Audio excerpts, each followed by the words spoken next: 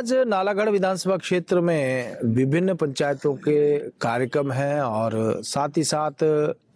एक मेला भी है जो कि ग्राम पंचायत कृपालपुर में है और उस मेले में भी जाना है। तो आज इस विधानसभा क्षेत्र का पूरे दिन भर का प्रवास है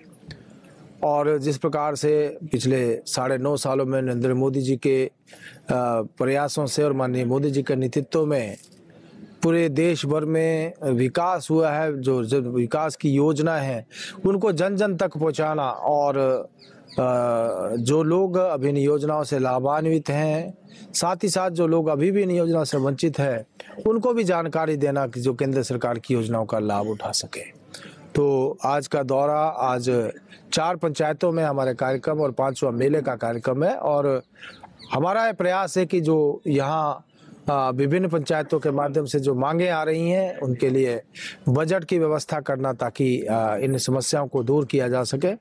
और साथ ही साथ जिस प्रकार से 22 जनवरी का जो बहुत महत्वपूर्ण दिन है जब अयोध्या में रामलला जो है अपने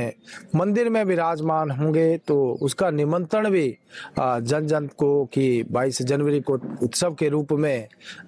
हम मनाएं और साथ ही घर में दीपमाला करें, दीप जलाएं, क्योंकि यह सौभाग्य लगभग 500 सालों के बाद आया और हमारे जीवन में हम सबको ये मौका मिला है कि रामलला जब अपने मंदिर में 500 सालों के बाद विराजमान होंगे, उस कार्यक्रम के भी हम साक्षी बनेंगे। तो हमने ये भी सभी जनता से आग्रह किया कि उस दिन जो लाइव कार्यक्रम दिखाया जाएगा प्राण प्रतिष्ठा का, और उसको लेकर जो है सभी लोग जो है उत्सुकता के साथ जहां इसका इंतजार कर रहे हैं, एक महोत्सव के रूप में, एक त्योहार के रूप में और हर्षोल्लास के रूप में, एक दीपावली के रूप में इसको फिर से हम मनाएंगे, ऐसा जनता से आग्रह किया है। जहां तक लोकसभा चुनाव की बात है, हम जानते हैं कि केंद्र सरकार ने जिस प्रकार से पिछले 9.5 सालों में जो काम किए हैं और आज जन जन तक उसका फायदा मिल रहा है। आज शायद ही देश का कोई व्यक्ति ऐसा है, कोई नागरिक ऐसा है जिसको किसी न किसी रूप में नरेंद्र मोदी जी की योजनाओं का लाभ ना मिला हो। आज पूरे देश की जनता, प्रदेश की जनता इस बात को कहती है और अनुभव करती है कि नरेंद्र मोदी जी के नेतृत्व में आज जहां देश आगे बढ़ा है, देश मजबूत हुआ है, आने वाले समय में भी नरेंद्र मोदी की आवश्यकता इस देश को है। और नालागढ़ की जनता भी ये कहती है कि पिछली बार से ज्यादा लीड इस बार जो है फिर से देंगे और चारों की चारों सीटें, हम शिमला भी जीतेंगे और तीनों संसदीय क्षेत्र की जो चारों सीटें हमारी हैं, चाहे वो शिमला है, चाहे कांगड़ा है, चाहे मंडी है, चाहे हमीरपुर है, रिकॉर्ड मार्जिन से पिछली बार की तरह इस बार भी चारों की चारों सीट जीतकर नरेंद्र मोदी जी की झोली में डालें। देखिए,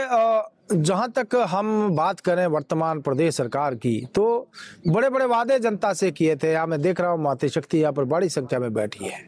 महिलाओं को 1500 की बात हुई थी, युवाओं को 5 लाख रोजगार की बात हुई थी,